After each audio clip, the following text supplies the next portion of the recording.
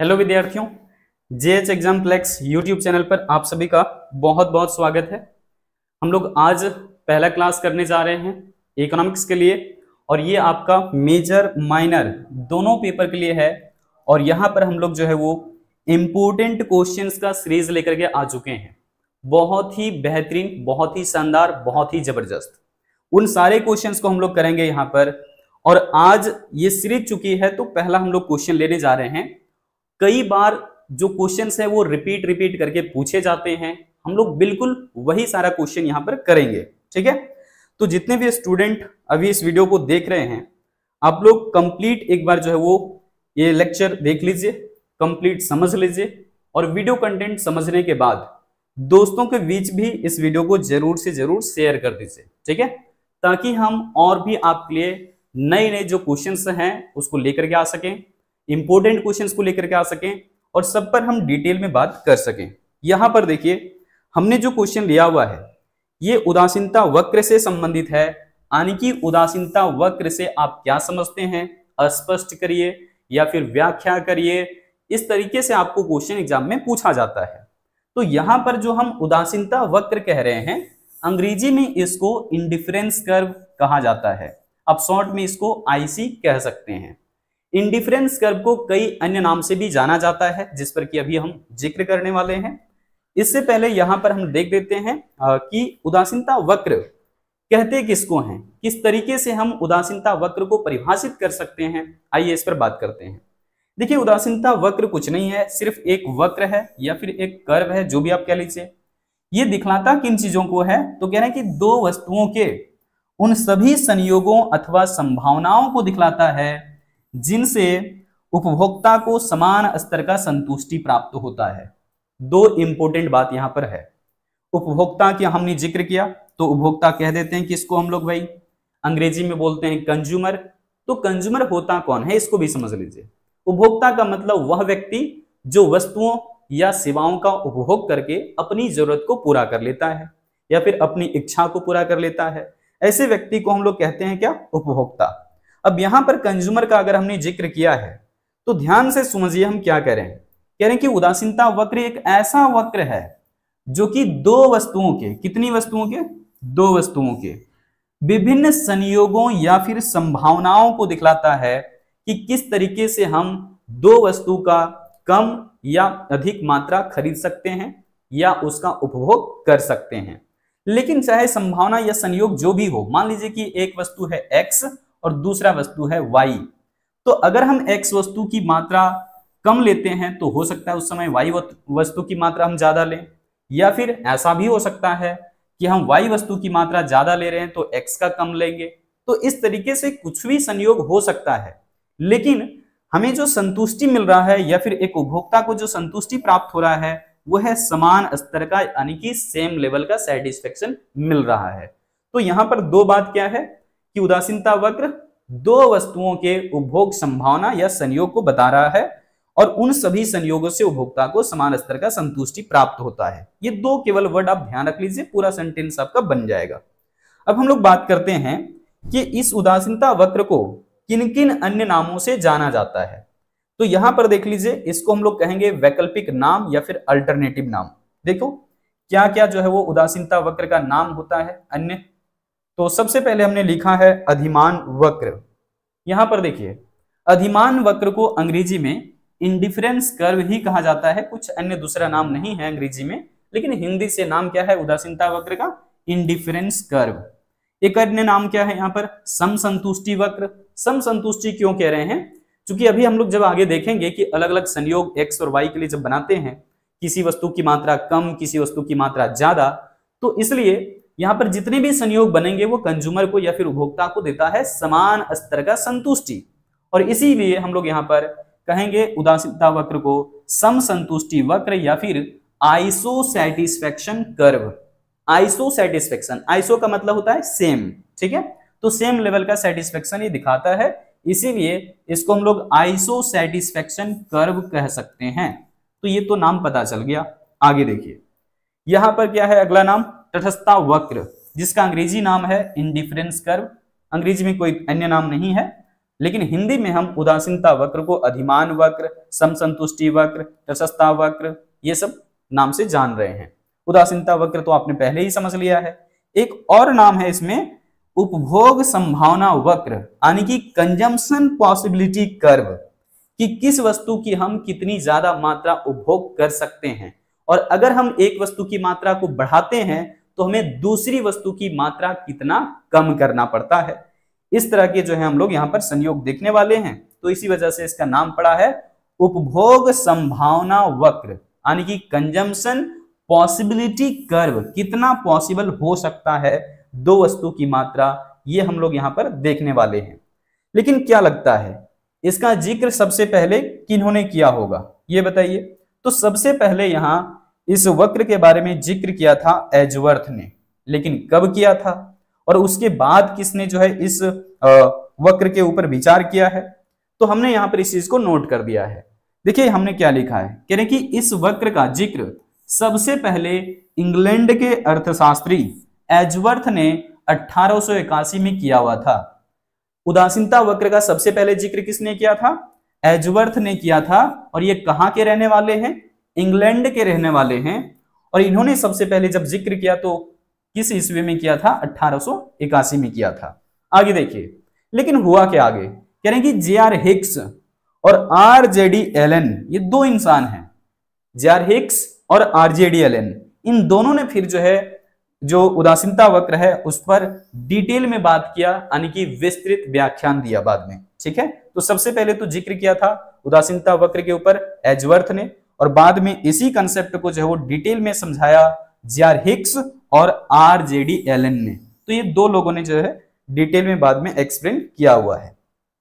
अब यहां पर आइए, इसकी कौन कौन सी मान्यताएं हैं, किन किन बातों को ये मान करके चलता है, और उसी आधार पर इसका चूंकि कंसेप्ट तैयार हुआ है तो मान्यता को ध्यान से सुनिए, और इसको जो है आप 2 से 3 बार जरूर जो है वो समझ लीजिए, घुमा फिरा करके जैसे भी आपको करना हो। लेकिन अगर आपने इसमें एजम्पशंस ही नहीं लिखे या फिर मान्यता को अगर आपने नहीं लिखा तो ये मान करके चलिए सिद्धांत आपका वैसे ही वैसे रह जाएगा, बेकार है, समझिए। अंक आप अच्छे से हासिल नहीं कर पाएंगे। बेहतर अंक हासिल करने के लिए जरूरी है कि आप इसकी मान्यताओं को लिखेंगे। ठीक है, बिना मान्यता का ये चलेगा ही नहीं। जैसे इंसान अगर बिना हड्डी का हो, है ना, केवल मांस हो तो कैसे हो जाएगा, है ना, उसी तरीके से इसका समझ लीजिए बैकबोन है पूरी तरीके से ये जो मान्यता या फिर एजम्पशंस हम कह रहे हैं।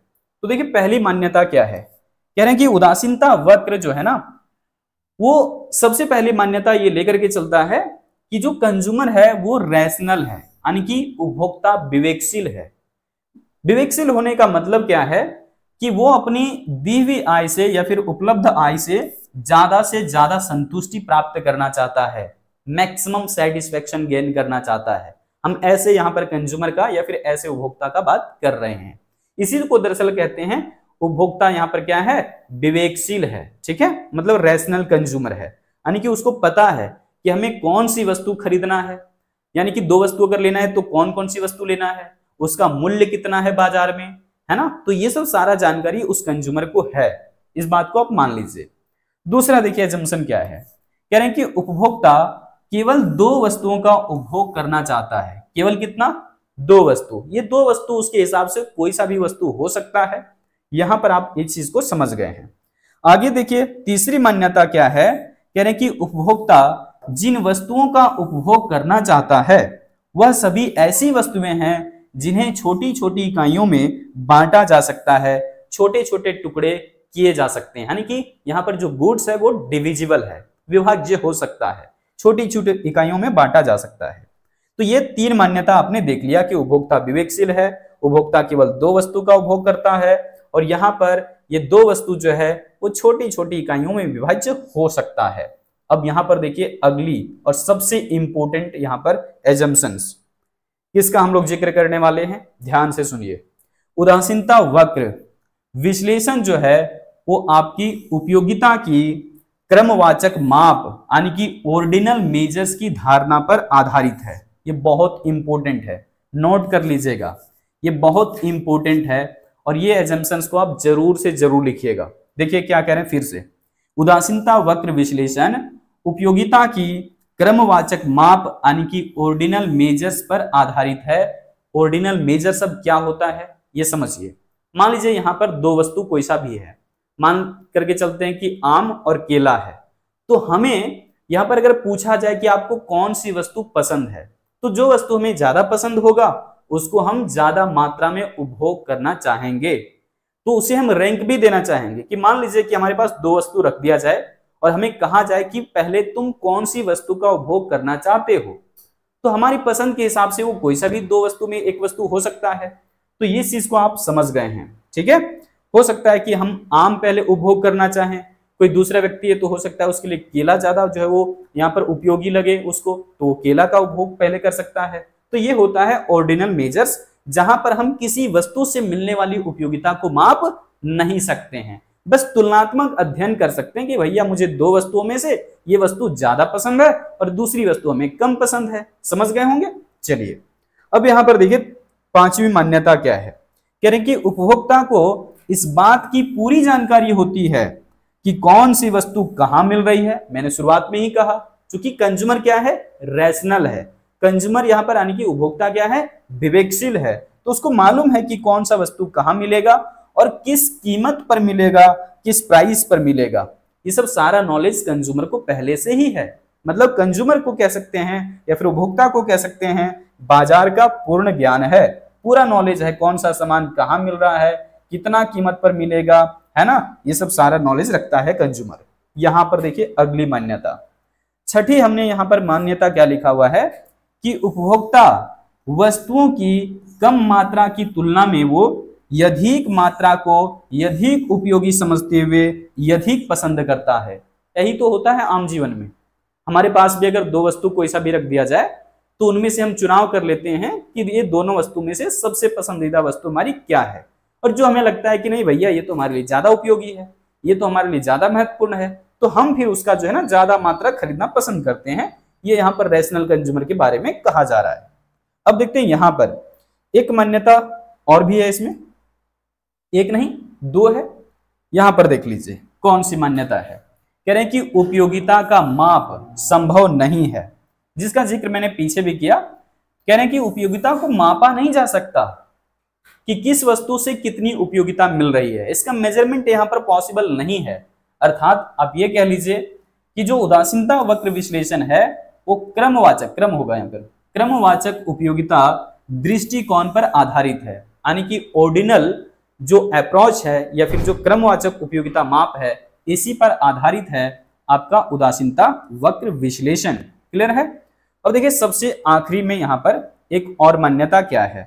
कह रहे हैं कि उदासीनता वक्र विश्लेषण घटती सीमांत प्रतिस्थापन दर पर आधारित है। ये भी बहुत इंपॉर्टेंट है, ये भी 2 से 3 बार आप रिपीट करके समझिए क्या कह रहे हैं कि उदासीनता वक्र विश्लेषण घटती सीमांत दर पर आधारित है। सीमांत प्रतिस्थापन दर कह लीजिए, इसको हम शॉर्ट में कहते हैं मार्जिनल रेट ऑफ सब्स्टिट्यूशन, यानी कि MRS। क्लियर है। अब ये MRS क्या है आगे अभी कंसेप्ट में आपको क्लियर कर देंगे, ठीक है। यहां पर फिलहाल मान करके चलिए कि उदासीनता वक्र विश्लेषण घटती सीमांत प्रतिस्थापन दर पर आधारित है, यानी कि MRS घटते हुए होता है। और इसी वजह से हम लोग देखेंगे कि उदासीनता वक्र मूल बिंदु की ओर उत्तल होती है। यहां पर देख लीजिए उदासीनता वक्र हम लोग अगर ड्रॉ वैसे कर दें रफली तो इस तरीके से धसा हुआ बनेगा, यानी कि ये है आपका पॉइंट ऑफ ओरिजिन, और यहां पर देख सकते हैं इधर धसा हुआ लग रहा है ना। ये जो वक्र है ये टेढ़ा हुआ, इसी का नाम है आईसी कर्व या फिर उदासीनता वक्र। ये ऐसा बनने के पीछे कारण क्या है कि MRS घटते हुए होता है, ठीक है। और ये ना कभी जो है वो एक्स एक्सिस को देखिए टच कर रहा है, ना ही यहां पर कहीं वाई एक्सिस को टच कर रहा है। तो ये चीज भी आप समझ गए होंगे। आगे चलते हैं और भी क्लियर हो जाएगा। अब यहां पर ध्यान दीजिएगा, थोड़ा सा आगे है कंसेप्ट, किस तरीके से टेबल लेना है और उस टेबल की मदद से कैसे डायग्राम बनाना है, यहां पर आगे हम लोग समझेंगे।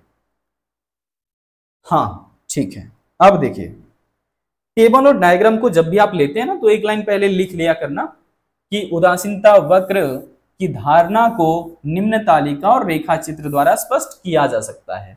इसको लिखना जरूरी है। ये लाइन आप लिख लीजिए की तालिका और रेखा चित्र की मदद से हम इस चीज को बता रहे हैं। ठीक है, अब देखो किन किन चीजों को टेबल में शामिल करना है। तो सबसे पहले हमने यहाँ पर उपभोग संभावना को लिखा है, आप इसको संयोग भी बोल सकते हैं, अंग्रेजी में यहाँ पर कॉम्बिनेशंस बोल सकते हैं, या फिर कंजम्पशन पॉसिबिलिटी भी लिख सकते हैं। ठीक है, दूसरा क्या है, एक्स वस्तु का, यहाँ पर देखिए गलती से लिखा गया है उत्पादन, आपको क्या लिखना है, एक्स वस्तु की मात्रा केवल लिख दीजिए, एक्स वस्तु की क्या है, मात्रा। यहां पर देखिए वाई वस्तु की मात्रा। ठीक है, अब बाकी सब सही है। देखिए मतलब कि दो वस्तु हमारे पास है, जैसे कि मैंने डेफिनेशन में भी बात किया कि उदासीनता वक्र एक ऐसा वक्र है जो दो वस्तुओं के विभिन्न संयोगों या संभावनाओं को दिखलाता है जिनसे उपभोक्ता को समान स्तर का संतुष्टि मिलता है। अब यहां पर देखते हैं अलग अलग संयोग किस तरीके से बना हुआ है। देखिए पहला संयोग क्या है, ए, पहले संयोग का नाम है ए। इसमें बता रहा है कि एक्स वस्तु की मात्रा जब उपभोक्ता कितना लेता है, 1 इकाई, तो वाई वस्तु की मात्रा कितना लेता है, वो 12 इकाई। यहां पर एक छोटा सा कंसेप्ट आप समझिए, दोनों वस्तु में से किसी का भी मात्रा वो शून्य नहीं कर सकता, यानी कि दोनों वस्तु की कुछ ना कुछ मात्रा उसे लेना ही लेना है। इस बात को दिमाग में बैठा लीजिए, जैसा कि शुरुआत में डेफिनेशन में जिक्र किया हुआ था, किसी की भी मात्रा यहां पर शून्य नहीं दिखेगा आपको, एक्स वस्तु वाई वस्तु किसी का भी नहीं। तो इसलिए जब एक्स वस्तु की 1 इकाई खरीदता है उपभोक्ता, तो वाई वस्तु का वो 12 इकाई खरीदता है। कंज्यूमर बहुत मजे में है, खुश है, बहुत खुश है ना, फुल सेटिस्फेक्शन, उसको जितना मिलना था मिल चुका। लेकिन जैसे ही वो संयोग बी को देखता है, तो बी में वो क्या पाता है कि उसे जो एक्स वस्तु है वो 2 इकाई मिल सकता है, और उसके साथ साथ में वाई वस्तु की वो 8 इकाई ले सकता है। लेकिन संतुष्टि में कोई बदलाव नहीं है, मतलब जितना संतुष्टि संयोग ये पर मिल रहा था, एक्स वस्तु की 1 इकाई लेकर के और वाई वस्तु 12 इकाई लेकर के, उतना ही खुशी उस कंज्यूमर को संयोग बी पर भी मिल रहा है। जबकि वहां पर देख रहा है वो कि एक्स वस्तु की 2 इकाई और वाई वस्तु की 8 इकाई प्राप्त हो रहा है, लेकिन संतुष्टि के स्तर में कोई बदलाव नहीं, जितना संतुष्टि ये में उतना ही संतुष्टि बी में। या आगे देखिए, संयोग सी पर जब जाता है तो एक्स वस्तु की वो 3 इकाई प्राप्त कर सकता है और वाई वस्तु की वह 5 इकाई प्राप्त कर सकता है, फिर भी उसके संतुष्टि में कोई अंतर नहीं है, कोई बदलाव नहीं है, संतुष्टि सेम टू सेम है, भले ही एक की मात्रा बढ़ रहा है और दूसरी की मात्रा घट रहा है। आगे देख लीजिए, संयोग अगर डी पर हम चले जाते हैं, उपभोग संभावना डी पर जब जाता है कंज्यूमर, तो यहां पर क्या पाता है कि एक्स वस्तु की 4 इकाई और वाई वस्तु की 3 इकाई प्राप्त हो सकता है। लेकिन फिर से कह रहे हैं संतुष्टि में कोई बदलाव नहीं हो रहा है।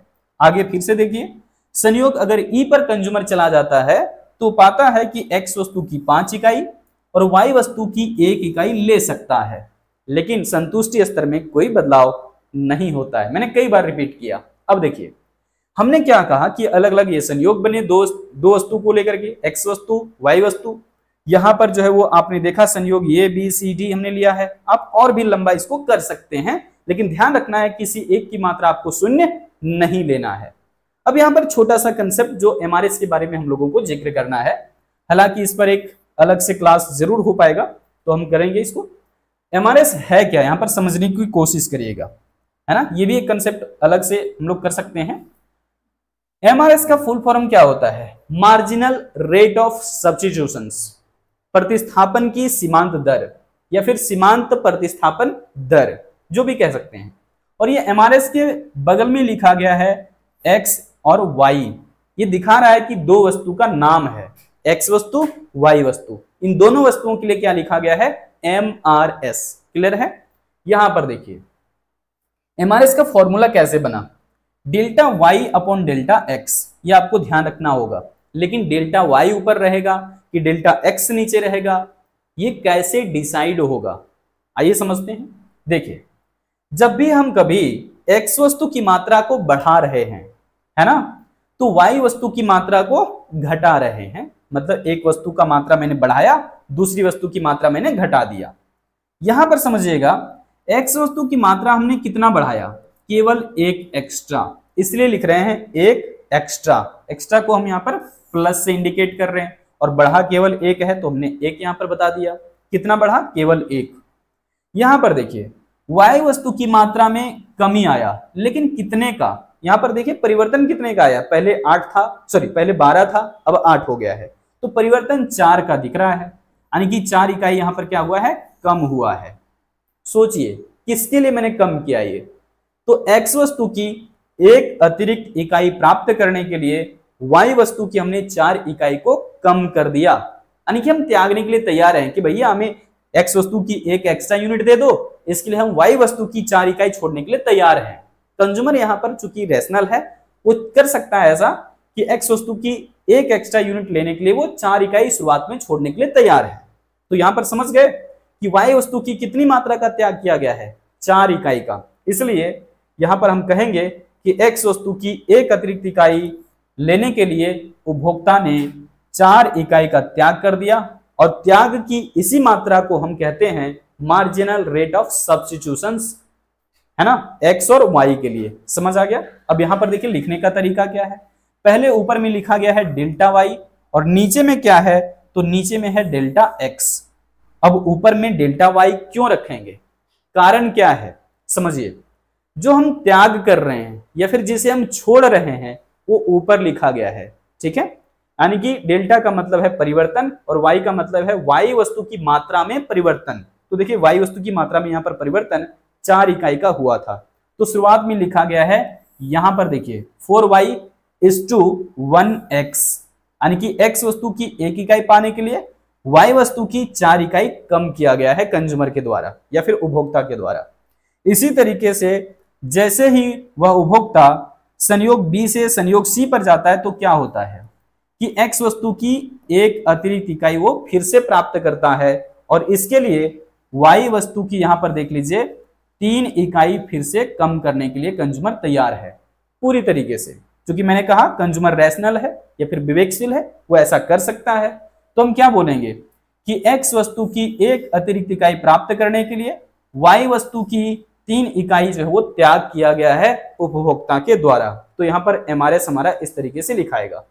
अगली बार फिर से देखिए, x वस्तु की यहाँ पर एक अतिरिक्त इकाई पाने के लिए उपभोक्ता ने क्या किया है, 5 इकाई से घटा करके y वस्तु को 3 इकाई कर दिया है, यानी कि यहाँ पर 2 इकाई कम हुआ है। समझ गए, मतलब कि फिर से यहाँ पर उपभोक्ता ने x वस्तु की एक अतिरिक्त इकाई प्राप्त करने के लिए y वस्तु की 2 इकाई कम किया है। तो यहाँ पर लिखेंगे, यहाँ पर देखिए 2:1, यानी कि यहाँ पर लिखा गया है कि x वस्तु की एक अतिरिक्त इकाई प्राप्त करने के लिए y वस्तु की 2 इकाई कम किया गया है उपभोक्ता के द्वारा। आखिरी बार फिर से देख लीजिए, x वस्तु की यहाँ पर फिर से एक अतिरिक्त इकाई प्राप्त करने के लिए y वस्तु की इस बार यहाँ पर कितना इकाई कम किया गया, 2 नहीं 1 यहाँ पर कम कर दीजिए, यहाँ पर 1 कम कीजिए, ज्यादा अच्छा होगा, क्योंकि 2 तो पहले कम किया गया है। तो यहाँ पर 1 इकाई कम होगा तो यहाँ पर 2 होगा, ठीक है ना, सुधार कर लीजिएगा।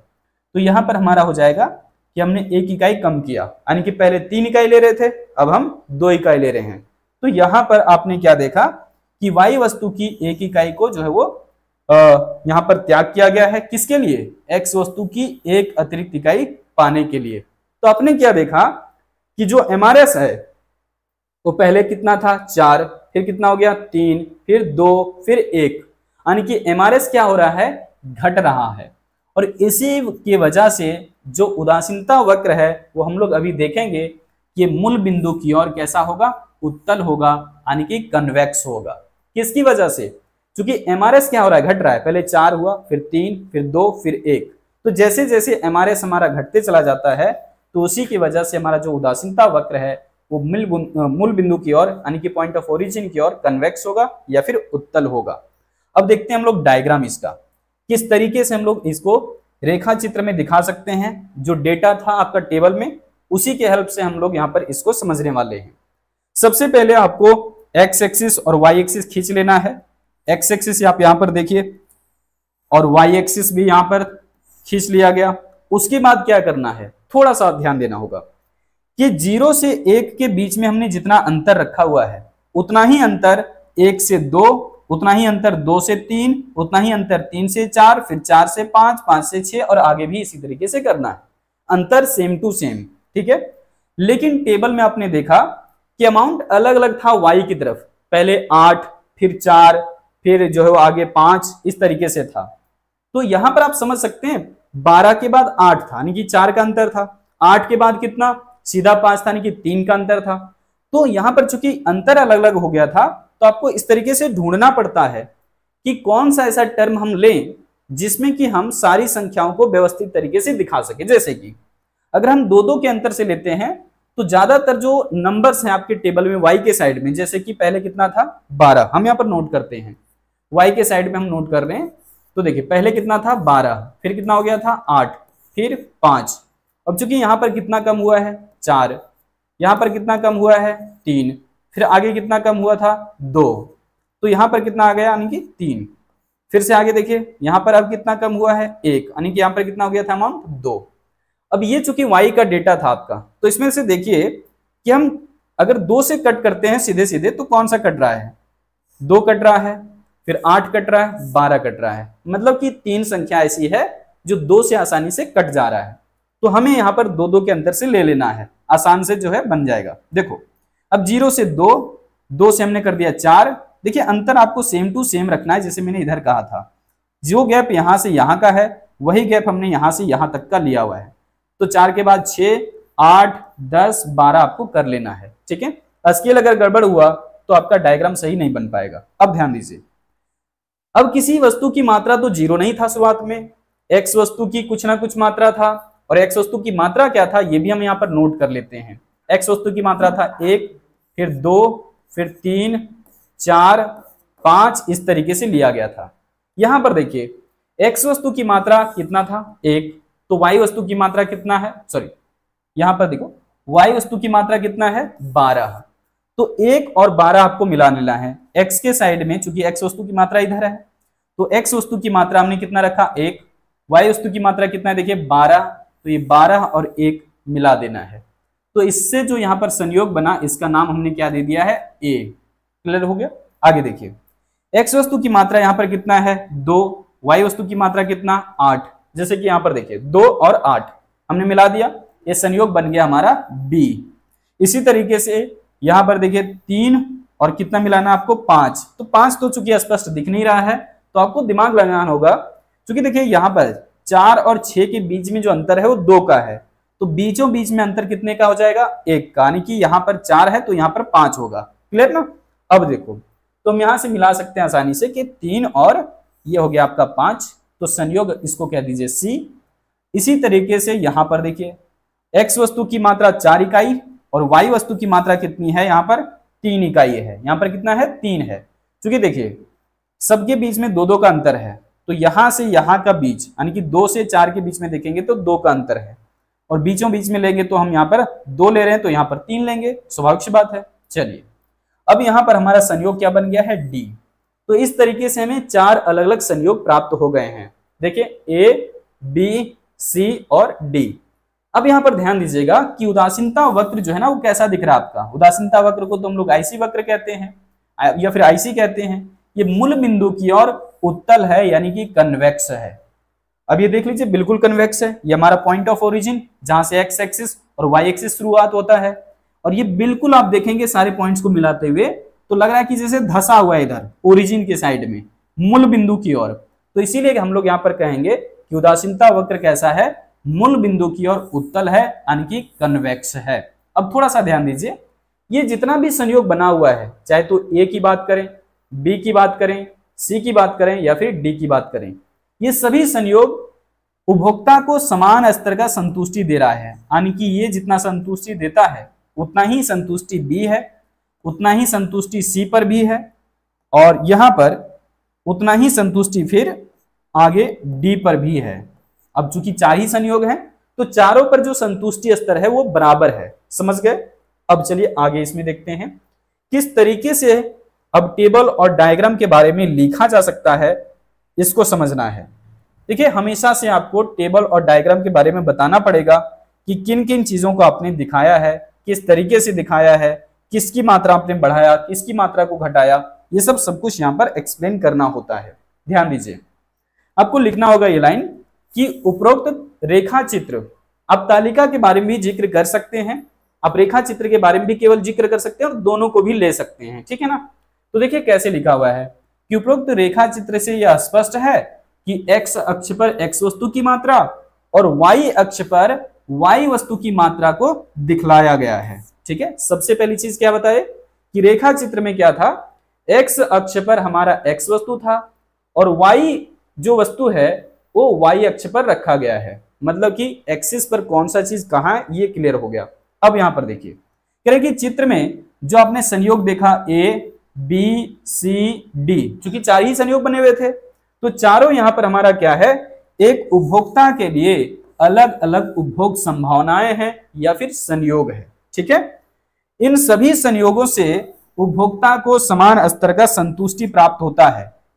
देखिएगा ध्यान से यहां तक का जो स्टेटमेंट हमने लिया भी है ना, यहां से लेकर के कि चित्र में A B C तथा D एक उपभोक्ता के लिए विभिन्न उपभोग संभावनाएं या फिर संयोग हैं जो कि उपभोक्ता को समान स्तर का संतुष्टि प्राप्त होता है। इस सभी संयोग से समान स्तर का संतुष्टि मिल रहा है। ये हमने स्टेटमेंट कहां से लिया है, डेफिनेशन से, है ना।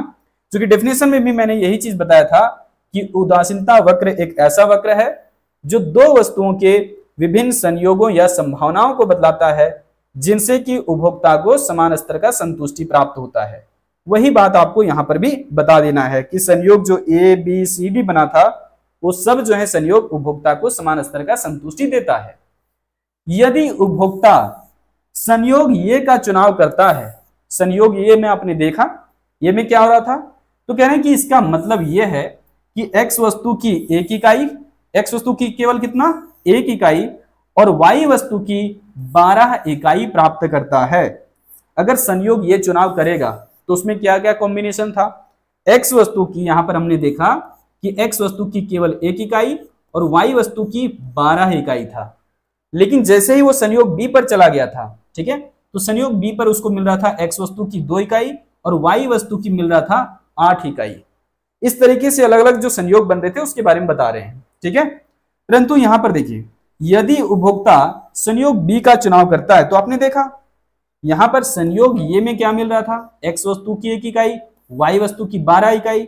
अगर संयोग B पर चले जाते हैं तो उसको मिलता है कितना, x वस्तु की 2 इकाई और y वस्तु की 8 इकाई। यही चीज मैंने आगे भी लिखा हुआ है, थोड़ा सा रुकिए।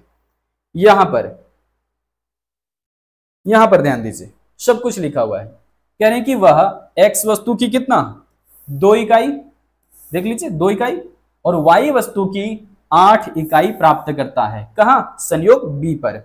आगे क्या कह रहे हैं कि उपभोक्ता x वस्तु की अगर एक अतिरिक्त इकाई प्राप्त करता है, x वस्तु की एक एक्स्ट्रा यूनिट बढ़ाता है तो उसको y वस्तु की जो है ना 4 इकाई त्याग करना पड़ता है। आपने क्या देखा, संयोग ये पर जब हम बात कर रहे थे तो x वस्तु की 1 इकाई था, y वस्तु की 12 इकाई था।